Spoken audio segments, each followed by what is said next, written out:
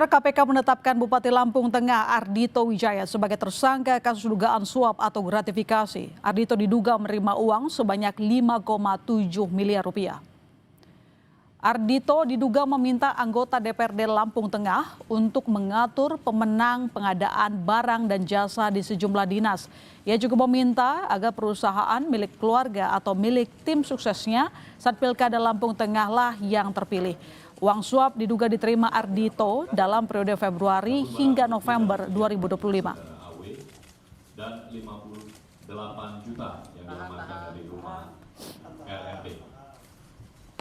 Sebelumnya, pada bulan Februari sampai Maret 2025, pasca dilantik menjadi Bupati Lampung Tengah, AW memerintahkan saudara RHS selaku anggota DPRD Lampung Tengah untuk mengatur pemenang PBJ di sejumlah SKPD Lampung Tengah melalui mekanisme penunjukan langsung di e-katalog.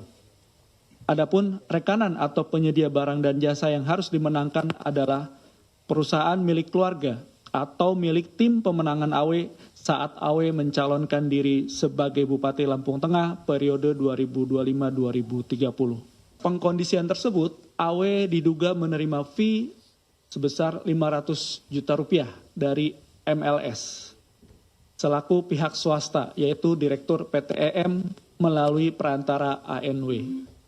Sehingga total aliran uang yang diterima oleh AW mencapai kurang lebih 5,75 miliar rupiah.